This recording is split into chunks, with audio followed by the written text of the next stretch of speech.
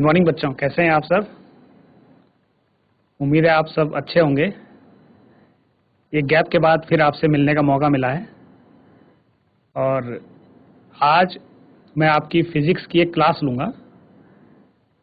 जैसे कि आप अभी तक जो आपकी फर्स्ट यूनिट है फिजिक्स में इलेक्ट्रोस्टैटिक्स यानी स्थिर वैद्युतिकी, उसका अध्ययन आपने कर लिया होगा। तो मैं आपको जो करंट एंड इलेक्ट्रिसिटी जो आपकी सेकेंड यूनिट है यानी विद्युत धारा, इसकी शुरुआत करूंगा। और ये बहुत ही इम्पॉर्टेंट यूनिट है। इसमें कई सारे ऐसे टॉपिक्स हैं जो कि बोर्ड एग्जाम्स में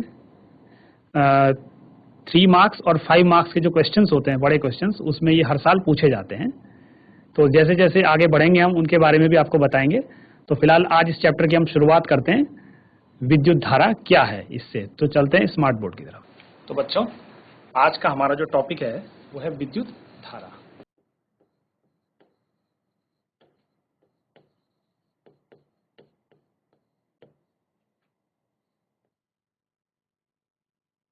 यानी करंट, इलेक्ट्रिसिटी।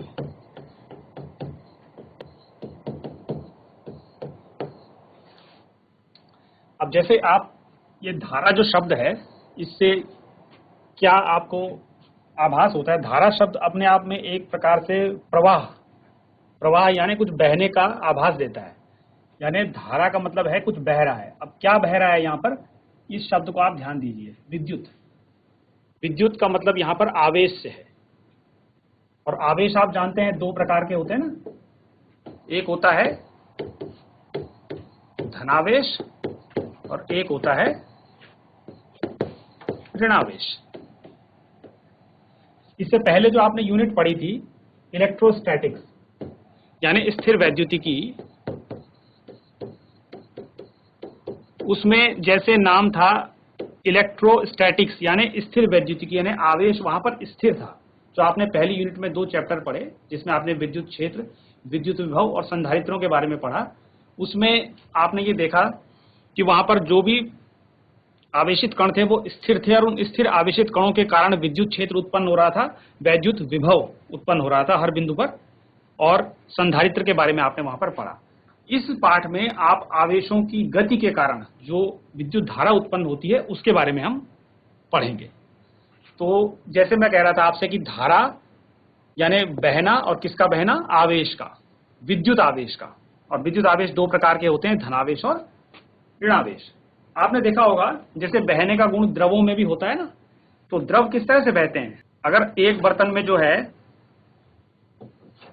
पानी का लेवल हाई है और दूसरे बर्तन में पानी का लेवल थोड़ा लो है, और अगर हम इनको बीच में कनेक्ट कर दें यहां पर, तो पानी का प्रवाह किधर होगा? ऊंचे तल से निम्न तल की ओर होगा, इस तरह से। और कब तक होगा? जब तक दोनों ही बर्तनों में द्रव का तल वो बराबर ना हो जाए।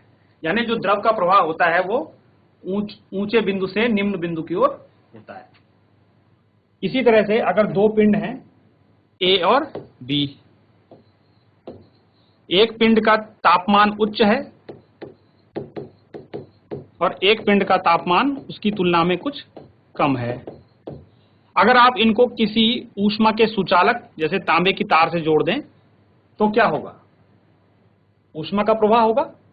ऊष्मा का प्रवाह होगा उच्च ताप वाले पिंड से निम्न ताप वाले पिंड की ओर। और कब तक होगा? जब तक दोनों पिंडों का ताप बराबर ना हो जाए। तो यहां पर आप देख रहे हैं कि जिस तरह से द्रव बह रहा है, तो द्रव का जो प्रवाह है वो द्रव की धारा हुई। इसी तरह से जो ऊष्मा का प्रवाह है वो ऊष्मा की धारा हुई। तो ठीक उसी तरह से जो विद्युत आवेशों का जो प्रवाह होगा, उसे हम विद्युत धारा कहेंगे। तो एक कॉन्सेप्ट आपके दिमाग में आ गया होगा कि विद्युत धारा का मतलब है कि विद्युत आवेशों का बहना। अब जैसे आपने अभी देखा यहाँ पर कि विद्युत आवेश 2 प्रकार के हैं, धनावेश और ऋणावेश। तो इनके बहने की दिशाएं क्या होती हैं, इस पर भी हम इसको भी समझने की कोशिश करते हैं। जैसे आप जानते हैं कि अगर किसी पिंड को आप धनावेश दे दें तो उसका विभव बढ़ जाता है, यानी वो उच्च विभव पर आ जाता है। ये मान लीजिए पिंड ए है। और दूसरे पिंड को आप उसकी तुलना में थोड़ा कम धनावेश दें तो जो पिंड बी है उसका विभव अपेक्षाकृत कुछ कम होता है, तो ये कम विभव पर है। पिंड ए की तुलना में पिंड बी का विभव कुछ कम है, यानी जिसको हम जितना ज्यादा धनावेश देंगे उसका विभव उतना अधिक होगा, और पिंड बी को ए की तुलना में कम धनावेश दिया है तो उस पर विभव थोड़ा कम होगा। अब अगर हम इनको किसी सुचालक यहां पर ऐसे धातुएं होती हैं जिनमें से आवेशित कण आसानी से बह सकते हैं, जैसे तांबा, लोहा, सोना, चांदी, एल्यूमिनियम, जितनी भी धातुएं हैं ये सब सुचालक हैं। तो कोई भी धातु से आप पिंड ए और बी के बीच में कनेक्शन कर दीजिए तो क्या होगा, अगर धनावेश का, थोड़ी देर के लिए ये मानते हैं कि धनावेशित कण का प्रवाह हो रहा है, तो धनावेशित कण का प्रवाह होता है हमेशा उच्च विभव से निम्न विभव की ओर। अगर धनावेश का प्रवाह होगा तो वो होगा उच्च विभव से निम्न विभव की ओर, यानी ए से बी की ओर। और इसकी वजह से जो धारा बहेगी, क्योंकि आवेशों के प्रवाह से तो धारा उत्पन्न होती है, तो इसकी वजह से जो धारा बहेगी वो भी ए से बी की ओर ही बहेगी। तो धारा भी बहेगी ए से पी की ओर। इस तरह से आप देख रहे हैं कि धनावेश का प्रवाह भी हो रहा है ए से बी की ओर और धारा भी ए से बी की ओर ही बहती है, यानी धारा हमेशा धनावेश के प्रवाह की दिशा में ही बहती है। लेकिन अगर इसके बजाय एक और पिंड है सी और एक और पिंड है डी, ठीक है। अब सी पिंड पर मान लीजिए आपने ऋणावेश दिया, किसी भी पिंड को आप जितना ज्यादा ऋणावेश देंगे उसका विभव उतना कम होगा।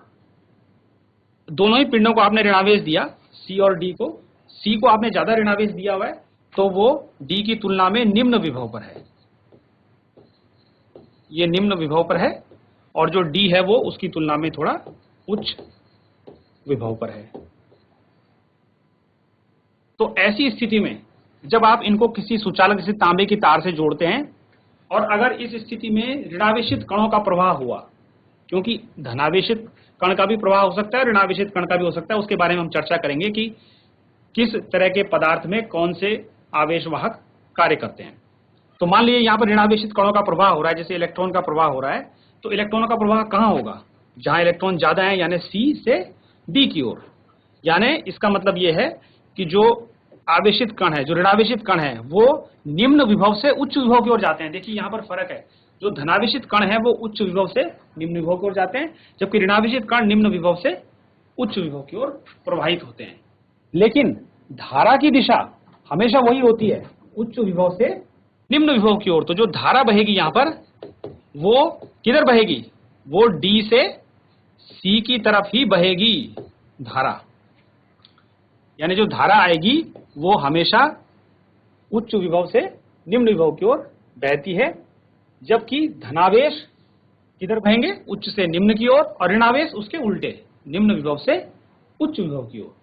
और इनका प्रवाह तब तक बना रहता है जब तक दोनों पिंडों का विभव बराबर नहीं हो जाता, तब तक ये आवेशित कणों का प्रवाह बना रहता है। तो जो मूल बात आपने याद करनी है वो ये है कि जो धनावेशित कण है वो हमेशा उच्च विभव से निम्न विभव की ओर बहते हैं और ऋणावेशित कण उनके विपरीत दिशा में बहते हैं, पहली बात। और दूसरी बात, विद्युत धारा की दिशा हमेशा उच्च विभव से निम्न विभव की ओर होती है, यानी धनावेशित कणों के प्रवाह की दिशा में ही धारा बहती है, ऋणावेशित कणों के प्रवाह के विपरीत दिशा में धारा बहती है। तो इस तरह से इस बात को आपने अपने माइंड में रखना है। और ये तो हुआ विद्युत धारा का परिचय और विद्युत धारा किस तरह से प्रवाहित होती है। अब हम आते हैं विद्युत धारा की परिभाषा पे, कि विद्युत धारा को हम परिमाण के रूप में किस प्रकार से परिभाषित करते हैं। परिमाण के रूप में किस प्रकार से इसको परिभाषित करते हैं हम विद्युत धारा को। जैसे मान लीजिए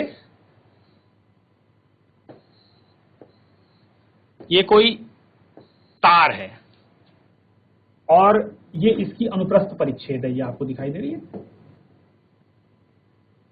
और इस अनुप्रस्थ परिच्छेद, ये इसके अनुप्रस्थ परिच्छेद हैं। इस अनुप्रस्थ परिच्छेद, जब इस तार को आप किसी बैटरी से जोड़ोगे ना तो इसमें विद्युत धारा बहने लगती है। आपने देखा होगा किसी भी तार को जब आप बैटरी से जोड़ते हैं तो विद्युत धारा बहने लगती है। तो इसी तरह का ये जो तार है, मान लीजिए इसे हमने किसी बैटरी से जोड़ दिया है, इस तरह से, ये बैटरी का धन टर्मिनल है और ये ऋण टर्मिनल है, इस तरह से हमने इनको जोड़ दिया। तो जब इसको आप इस तरह से जोड़ेंगे तो क्या होगा इसमें, ये आपने बैटरी के धन टर्मिनल से जोड़ा हुआ है, ये तार का सिरा A है, ये तार का सिरा B है। तो ये तार का सिरा A उच्च विभव पर आ जाएगा क्योंकि ये बैटरी के धन टर्मिनल से जुड़ा है, और तार का सिरा B उसकी तुलना पे निम्न विभव पर आ जाएगा क्योंकि ये बैटरी के ऋण टर्मिनल से जुड़ा है। तो ऐसी स्थिति में तार का A सिरा उच्च विभव पर और B सिरा ऋण विभव पर होने की वजह से इसके भीतर के जो आवेशित कण हैं, जैसे आपको पता होगा कि जो धातु है, धातु का तार है ना, धातु के अंदर आवेशित कण जो कि गति कर सकते हैं वो है मुक्त इलेक्ट्रॉन। मुक्त इलेक्ट्रॉन होते हैं ना जो कि ऋण आवेशित होते हैं। तो इसके भीतर के जो मुक्त इलेक्ट्रॉन है, ये मुक्त इलेक्ट्रॉन है, समझ लीजिए ये जो मुक्त इलेक्ट्रॉन है ये गति करेंगे इस अनुप्रस्थ परिच्छेद में ये गति करेंगे। तो जो मुक्त इलेक्ट्रॉन गति करेंगे वो किधर करेंगे, मुक्त इलेक्ट्रॉन गति करेंगे निम्न विभव से उच्च विभव की ओर, इधर इस तरह से गति करेंगे इसमें, ठीक है। अब मान लीजिए ये अनुप्रस्थ परिच्छेद है, इस अनुप्रस्थ परिच्छेद से t सेकेंड में सपोज करो कितने इलेक्ट्रॉन यहां से आर पार हो गए, मान लीजिए n इलेक्ट्रॉन यहां से आर पार हो गए, और एक इलेक्ट्रॉन पर तो t सेकेंड में कितने इलेक्ट्रॉन निकले इस परिच्छेद से, t सेकेंड में परिच्छेद से निकलने वाले इलेक्ट्रॉन कितने हुए,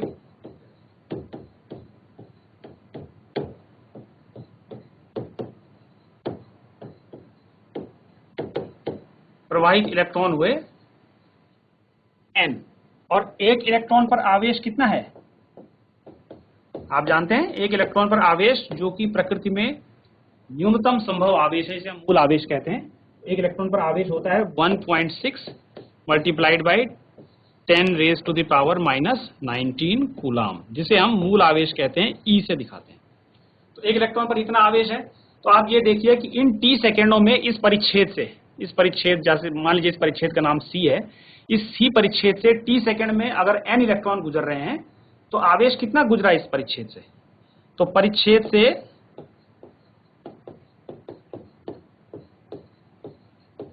गुजरने वाला आवेश कितने समय में, t सेकेंड में, बता सकते हैं कितना हुआ, n मल्टीप्लाइड बाई e, क्योंकि n इलेक्ट्रॉन गुजर रहे हैं ना, तो एक इलेक्ट्रॉन पर आवेश e है तो n इलेक्ट्रॉनों पर आवेश होगा n इंटू e।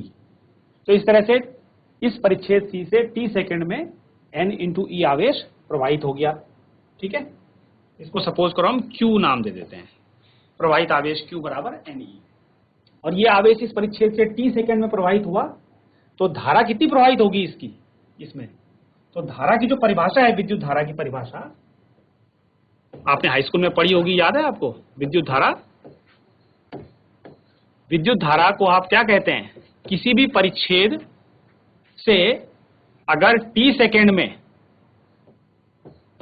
q आवेश प्रवाहित हो रहा है तो उस तार में बहने वाली धारा कितनी होगी, q अपॉन t, यानी आवेश के बहने की दर हो गई नहीं है।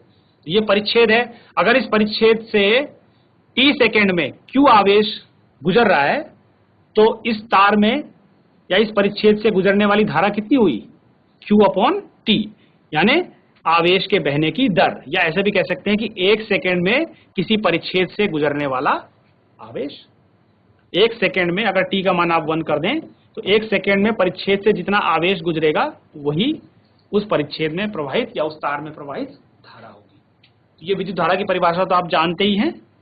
इसी परिभाषा के हिसाब से आप यहाँ पर ये जो परिपथ बना हुआ है, इस परिपथ में इस तार में बहने वाली धारा को निकाल सकते हैं। तो तार में बहने वाली धारा कितनी हो जाएगी, I इज इक्वल टू, इस परिच्छेद से t सेकेंड में गुजरने वाला आवेश q है, तो एक सेकेंड में गुजरने वाला आवेश होगा, यानी आवेश के बहने की दर होगी q अपॉन t। q का मान कितना है, n इंटू e, तो n into e upon t। तो इस तरह से ये आपका आ गया विद्युत धारा का सूत्र। तो विद्युत धारा क्या है आपने समझा, विद्युत धारा किस दिशा में बहती है, उच्च विभव से निम्न विभव की ओर, यानी धनावेश के बहने की दिशा में, और ऋण आवेश के बहने की विपरीत दिशा में बहती है। विद्युत धारा को हम आवेश के बहने की दर यानी Q/T के रूप में परिभाषित करते हैं। और अगर किसी परिच्छेद से t सेकेंड में E इलेक्ट्रॉन गुजर रहे हैं, मुक्त इलेक्ट्रॉन गुजर रहे हैं, n मुक्त इलेक्ट्रॉन गुजर रहे हैं किसी परिच्छेद से, तो उस तार में बहने वाली धारा I बराबर हो जाएगा NE/T। तो इतना आपने समझा। अब हम आते हैं यहीं से इसके विद्युत धारा के SI मात्रक पर। जैसे आपने देखा विद्युत धारा का सूत्र आया Q/T। भौतिक विज्ञान में जब भी आप कोई नई राशि परिभाषित करते हैं तो उसका एक अंतर्राष्ट्रीय मात्रक यानी SI मात्रक, स्टैंडर्ड इंटरनेशनल मात्रक, उसका हमें प्राप्त करना होता है। तो विद्युत धारा का SI मात्रक क्या होगा? विद्युत धारा वैसे तो आप जानते हैं मूल भौतिक राशियों में आती है और उसका SI मात्रक पहले से ही परिभाषित है। तो विद्युत धारा का SI मात्रक पता है आपको? निश्चित रूप से सभी बच्चों को पता है। इसका SI मात्रक है एम्पियर। इसको हम कैपिटल A से दर्शाते हैं, ठीक है। और यहां पर आप इस एम्पियर को इस तरह से भी परिभाषित कर सकते हैं कि I = Q/T है। तो I का SI मात्रक क्या बनेगा? अगर आप सूत्र के हिसाब से देखें तो Q का SI मात्रक यानी Q आवेश को परिभाषित कर रहा है, तो Q का SI मात्रक हो गया कूलाम, जिसको हम कैपिटल C से दिखाते हैं, और समय का SI मात्रक हो गया सेकेंड।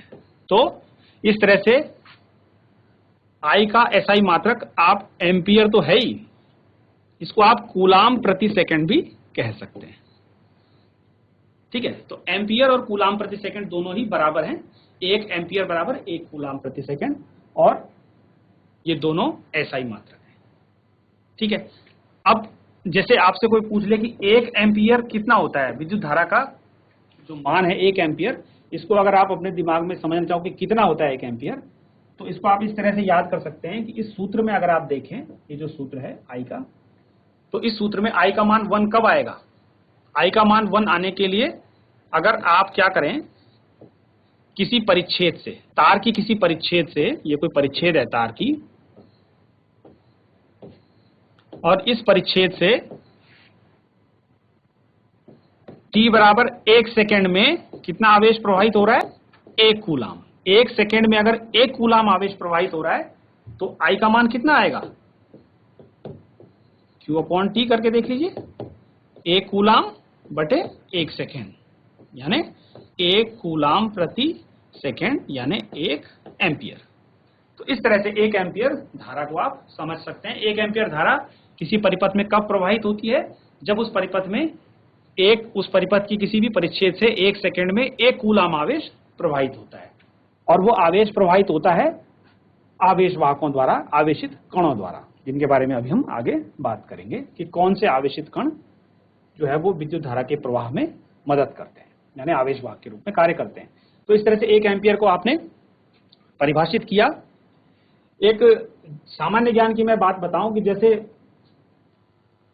कभी कभी आपने सुना होगा कि आसमान से बिजली गिरती है ना, थंडरस्टॉर्म होता है, तो उसमें कई बार जो है वो बहुत नुकसान हो जाता है, आग भी लग जाती है जंगलों में।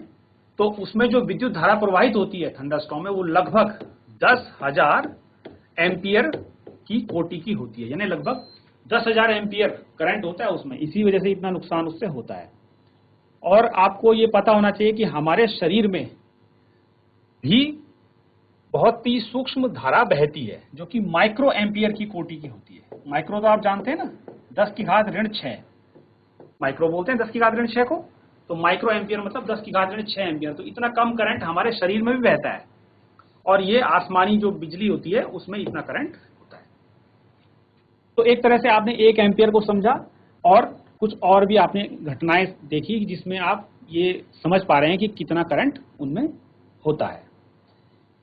इसके अलावा जो विद्युत धारा आपने अभी देखा, विद्युत धारा किसी भी तार में बह रही है, तो हो सकता है वो विद्युत धारा उसका मान स्थिर हो। जैसे इसको हम एक ग्राफ की मदद से अगर देखें, समय के साथ, मान लो किसी तार में समय के साथ विद्युत धारा कैसे बह रही है। ये कोई तार है ना, ये तार है, इसको हमने किसी बैटरी से जोड़ा हुआ है, परिपथ को जोड़ने तोड़ने के लिए आप एक कुंजी भी लगा सकते हैं यहाँ पे। तो इस तार में जब धारा बह रही है, धारा किधर बहेगी इसमें?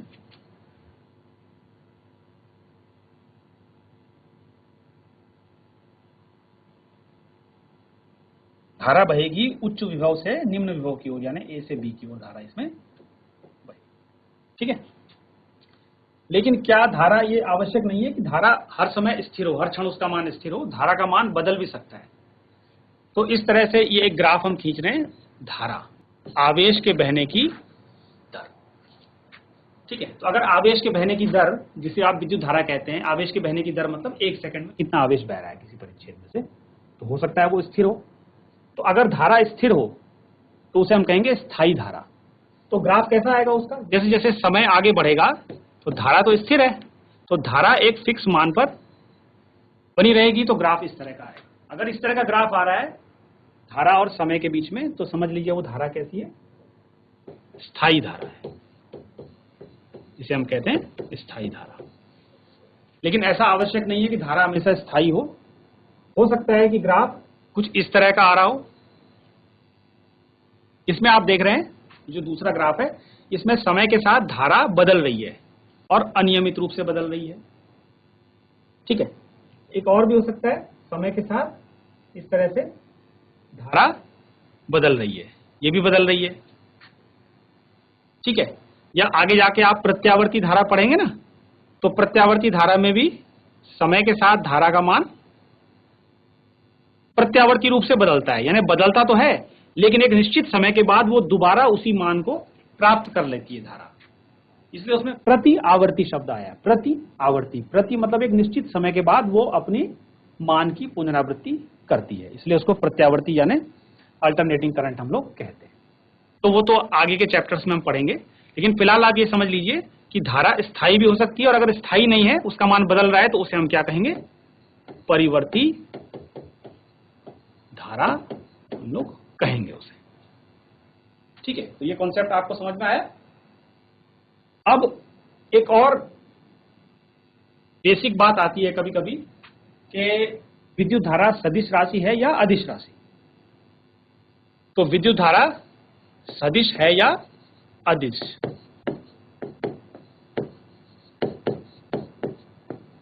इसको कैसे समझेंगे आप? सामान्य रूप से तो ये लगता है कि जैसे किसी तार में धारा की अपनी दिशा है ना, क्योंकि सदिश राशियों में दिशा होती है, तो किसी तार को जब आप बैटरी से जोड़ते हैं तो उसमें धारा बहने लगती है, तो धारा की तो अपनी दिशा हो गई। तो ऐसा प्रतीत हो रहा है जैसे धारा सदिश राशि यानी वेक्टर है। लेकिन आपने पढ़ा था जब आप 11वीं क्लास में थे कि जो सदिश राशियां होती हैं उनको जोड़ने के लिए यानी उनका संयोजन करने के लिए सदिश योग के कुछ नियम होते हैं। जैसे कि बल एक सदिश राशि है ना, तो अगर एक बल सदिश इस तरह से है और दूसरा बल सदिश इस तरह से है, ये पहला बल सदिश है F1, ये दूसरा बल सदिश है F2, तो इनका जो परिणामी होगा, इन दोनों बलों का जो परिणामी बल होगा वो इनके बीच के कोण पर भी निर्भर करता है, इस कोण पर भी वो निर्भर करता है। अगर इस कोण को आप बदल देंगे, यानी F1 और F2 के बीच के कोण को आप बदल देंगे, तो इनका परिणामी बदल जाएगा। ये देखिए कोण बदल गया ना इनके बीच का, तो इनका जो परिणामी वेक्टर है, जो परिणामी बल है, वो बदल जाएगा। पहले इनका परिणामी बल ये आना था, अभी ये आ गया। ये समझ रहे हैं आप? तो यानी जो सदिश राशियां होती हैं उनमें जो परिणाम निकलता है उनको जो संयोजन करके निकलता है परिणाम, वो उनके बीच के कोण पर भी निर्भर करता है। तो अगर विद्युत धारा सदिश राशि है तो किसी भी परिपथ में, जैसे मान लो एक धारा इधर से आ रही है, ये 1 एम्पियर धारा है, और एक धारा इधर से आ रही है, ये 2 एम्पियर धारा है, तो ये इस बिंदु पर मिली, ठीक है, इस नोड पे मिली है, ये संधि है, और इस संधि से जो धारा निकलेगी, ये धारा कितनी होगी? ये धारा हमेशा 3 एम्पियर आएगी। यहां पर अगर ये 1 और ये 2 है तो इनके योग के बराबर ही आएगी ये धारा 3 एम्पियर। ये 2.9 नहीं होगी, ना तो ये 3.1 होगी। इसका मतलब ये है, अगर आप और एक बात और है, अगर ये इनके बीच का कोण है, तारों के बीच का, अगर आप इस कोण को बदल दें, अगर आप जो है इन तारों को थोड़ा पास ले आए, तो आप क्या पाएंगे, इधर से वही 1 एम्पियर धारा आ रही है, इधर से 2 एम्पियर धारा आ रही है, लेकिन आप पाएंगे कि धारा जो तार से निकल रही है, ये धारा अभी भी 3 एम्पियर है। तो इसका मतलब ये है कि ये जो परिणामी धारा है, ये इन दोनों धाराओं के बीच के कोण पर निर्भर नहीं कर रही है। पहले चित्र में जहां कोण 1 एम्पियर 2 एम्पियर की तार के बीच का कोण अधिक है, दूसरे चित्र में कम है, परंतु परिणाम पे उसका कोई फर्क नहीं पड़ रहा है, परिणामी धारा 3 एम्पियर ही आ रही है।